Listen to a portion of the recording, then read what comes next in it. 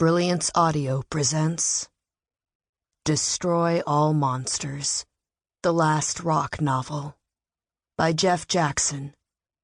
Performed by Sophie Amos and James Patrick Cronin.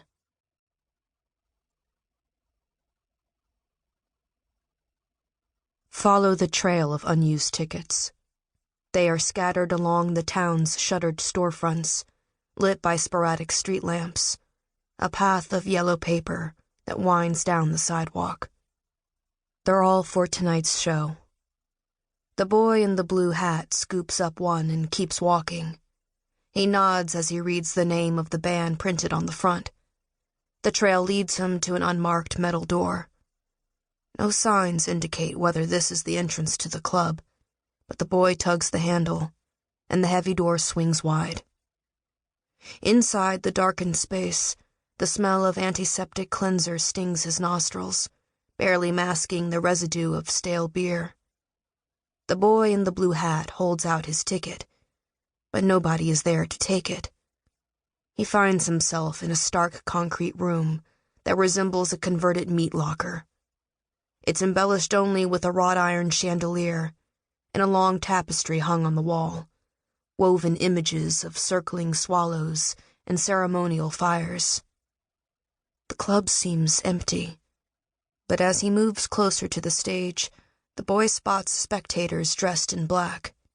They're clustered along the edges of the room, waxen faces peering from the shadows. At the back of the space, two bearded men in crimson robes stand over a bank of sequencers and synthesizers. They generate a lumbering beat and high-pitched wail that keeps cutting in and out of the speakers. The band mutters curses at the unseen soundman and mumbles apologies to the listless audience.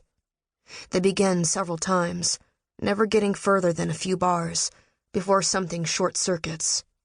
Finally, the song erupts from the sound system, the droning squall intensified as it recoils off the concrete walls. The stage lights brighten. The piercing frequencies grow louder. The meager audience seems stunned by the sheer magnitude of the sound. As the bearded musicians chant a wordless melody, the boy in the blue hat swivels his neck and undulates his arms through the air. It's a spastic dance, or a moment of spiritual possession, or maybe an expulsion of nervous energy. It ends as abruptly as it began.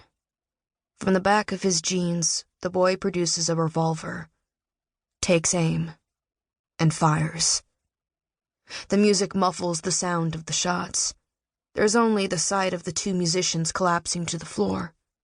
One of them pulls himself up by his bank of synthesizers. He's hunched over, frantically ripping the fabric of his robe. As he staggers toward the side of the stage, the boy in the blue hat shoots him in the head. There are screams of terror, probably, but the distorted sounds spilling from the speakers are louder. The boy's attention shifts from the dark pool collecting under the corpse to the other musician, who's struggling to stand. The man wobbles upright for a moment, battling to maintain his balance, but the boy shoots him in the shoulder. He topples back onto the stage, pulling his mixer with him. The boy in the blue hat finds the club is now deserted, except for a trio of teenagers huddled against the wall. A boy with a silver nose ring, a boy wearing a studded leather vest, and a girl in a red wig. They stare at him with horror and fascination. Together they watch the bearded musician make another attempt to stand, gasping and heaving as he raises himself to his knees. The boy in the blue hat turns the gun around and extends it to the teenagers. Their faces twitch and their eyes blaze. The revolver rests on the boy's palm, a gleam of polished steel, waiting to see who will accept its weight.